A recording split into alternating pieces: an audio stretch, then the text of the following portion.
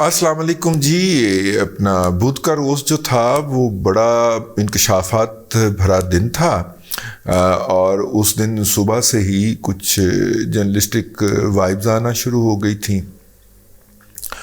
मैंने चूँकि इस दिन सुबह उठना पड़ता है, एक दिन के लिए यूनिवर्सिटी जाता हूँ तो सुबह उठना पड़ता है, तो वापसी पे जो था वो तो इतनी ज़ोर से ख़बरें लगी हैं दिमाग के अंदर कि मेरा मतलब है ओले नहीं पड़ते हैं। हाँ, बारिश में ओले नहीं इतनी थाड़ करके पड़ते जितनी थाड़ करके ख़बरें फटी हैं। पहली ख़बर जो थी वो जनाब आज़म स्वाति, सेनेटर आज़म स्वाति साहब जो हैं, जो गुज़िश्ता दिनों अपने घर में FIA के आने के बाद अपने फार्म हाउस की पिछली तरफ बहने वाले एक गंदे नाले में जाके छुप गए थे और फिर वहाँ से जाके उन्हें FIA के मुलाजमीन ने तरू के कड़ा था।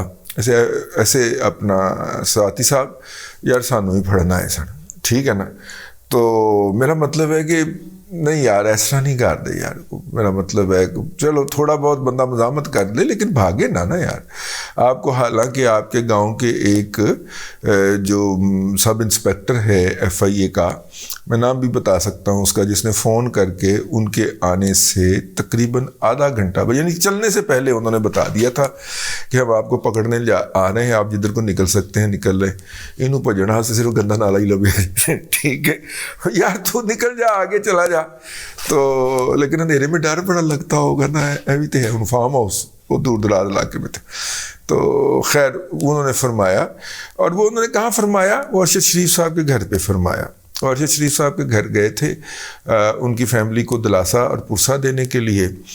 और मेरा मतलब है कि पता नहीं अंदर उन्होंने कितना वक्त गुजारा, लेकिन बाहर आके उन्होंने एक लंबी चौड़ी प्रेस कॉन्फ्रेंस खड़का दी और उस प्रेस कॉन्फ्रेंस के अंदर उन्होंने कहा कि जनाब मैं तो अब एक मुर्दा लाश हूँ, मेरे साथ तो मेरे पोतों और नवासियों के सामने जो कुछ हो गया है उसके बाद मैं तो मर चुका हूँ। बस मैं तो सिर्फ इसलिए ज़िंदा हूँ कि मैं उन लोगों का नाम बताऊँ जिन्होंने अरशद शरीफ साहब को कत्ल किया है। और उसके बाद फिर वो शुरू हो गए और उन्होंने कहा कि उन्होंने ये दोनों नाम जो हैं एक कागज़ से लिख के सैयद जी के नाम यानी कि सदर साहब के नाम भिजवा दिए हैं रजिस्टर्ड कॉपी के, रजिस्टर्ड पोस्ट के अंदर, और वो उनको मिल चुके हैं। और मैं तो बस इसलिए ज़िंदा हूँ कि इसकी गवाही दे सकूँ। अब ये अभी हम समझने की कोशिश ही कर रहे थे कि वो अपना जो है अल्लाह उनका भला करे, अपने सैयद तलत हुसैन साहब जो हैं पाकिस्तान के मोस्ट क्रेडिबल जर्नलिस्टों में उनका शुमार होता है, तो उन्होंने ट्वीट कर दी कि जनाब को बहुत कोई रंगबाजी होने लगी, बहुत को बड़ा इंकशाफ होने लगा। अब इंकशाफ होता तो कोई क्रेडिबल बंदा लेके आते ना, जवेद हाशमी के लेवल का। वो जनाब इंकशाफ करवाया उन्होंने फैसल वाउडा के ज़रिए। तौबा, जो सर्टिफाइड झूठा आदमी है जिसको सुप्रीम कोर्ट भी झूठा कह चुकी है, और जो कहता था कि जनाब हर हफ्ते आपको जनाब वो इतनी नौकरियां हो जाएंगी 2 हफ्ते के बाद के 1 महीने के बाद 4 हफ्ते के बाद के आपको पता नहीं चलेगा, लोग रेडियो वाले सारे उसके फ्रॉड जो हैं वो एक तरफ और जो उसने अब किया है वो एक तरफ। तो क्रेडिबिलिटी का वही लेवल लेके चलते हैं आगे। उसकी प्रेस कॉन्फ्रेंस हुई, मैं पहले व्लॉग के अंदर आपको अर्ज़ कर चुका हूँ, लेकिन उस पर जिस तरह इमीडिएटली रिएक्शन आया है नवाज शरीफ साहब का और मरीम नवाज शरीफ का, वो मेरे लिए हैरान कुन था कि 9:30 बजे उसकी प्रेस कॉन्फ्रेंस 9:20 पे 22 पे शुरू हुई थी और 10 बजे तक चली है। हाँ, 10 बजे से आगे गई है। तो मेरा मतलब है कि उस प्रेस कॉन्फ्रेंस के बाद मियाँ साहब जो थे वो दफ्तर से निकले हैं, यानी वो प्रेस कॉन्फ्रेंस देख के निकले हैं, ये ठीक है। यहाँ के अगर 11 बजे हैं तो वहाँ के 6 बजे होंगे, और जब वो निकले हैं तो आगे मुर्तज़ा अली शाह और कौसर काज़मी और ये सारा जो गैंग है वहाँ का माज़रत चाहता हूँ शाह जी, ये सारा गैंग जो है ये 8 बजे वहाँ पे 6 बजे वहाँ पे ठठर रहा था है। वो ठठर नहीं रहा था ना, ठंड इतनी ज़्यादा होती है, तो इन्हें जनाब माइक आगे कर दिए कि ये जनाब जो कुछ उसने कहा है।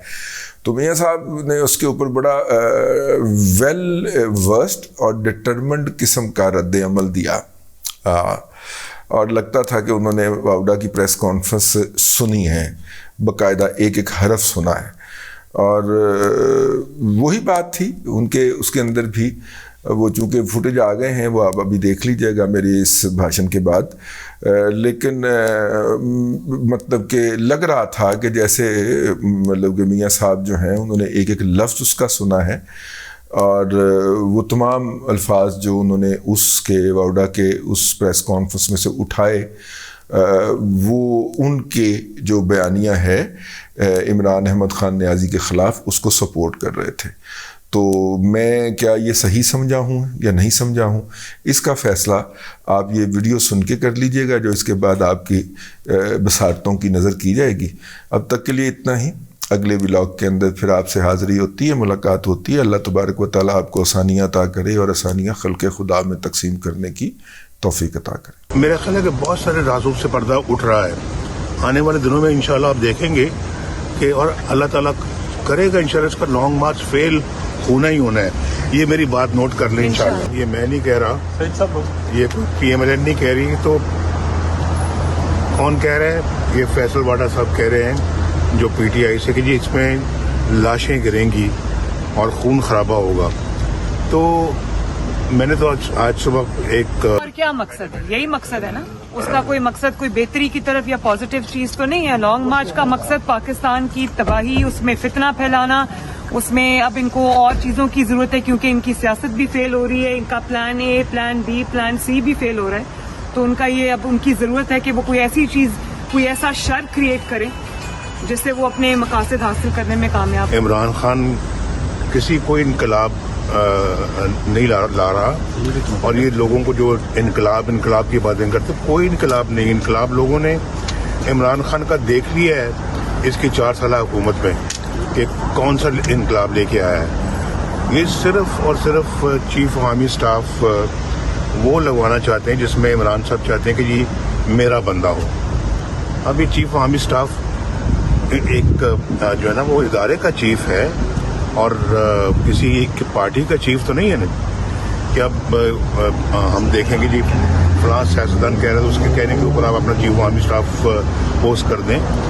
صرف اس مقصد کے لیے لانگ مارچ کر رہا ہے. کوئی جو ہے نا وہ انقلاب نہیں ہے. کوئی یہ انقلابی بندہ ہی نہیں ہے. یہ جھوٹا آدمی ہے، چور لوگوں کو کہتا ہے، خود سب سے بڑا چور ہے. مجھے بتائیں فارن فنڈنگ سے زیادہ بڑی چوری اور کیا ہو سکتی ہے؟ مجھے بتائیں وہ جو اسکینڈل ہے ان کا، جو اپنا جو 50 ارب کے لگ بھگ کا، اس سے بڑا اسکینڈل پاکستان کی تاریخ میں کبھی نہیں آیا. توشہ خانہ سب بہت بڑا اسکینڈل ہے. یہ تو یہ اس کے منہ سے، یہ تو ایسے جیسے کہ چور بھاگا جا رہا تھا، لوگ پیچھے بھاگ رہے تھے، اس کو چور آگے، وہ بھی کہہ رہا تھا چور چور. تو جو چور ہے وہ بھی اگلا چور کہہ رہا تھا. لوگ سمجھ رہے تھے کہ یہ جو خود کہہ رہے ہیں تو یہ چور نہیں، اگلے جو ہے نا وہ اور لوگ ہیں جو چور ہیں. تو یہ تو بندہ یہ سب، لیکن اب چوری سے قتل کی طرف جا رہا ہے. یہ فراڈ ہے، دھوکے باز ہے، انتہائی غلط آدمی ہے.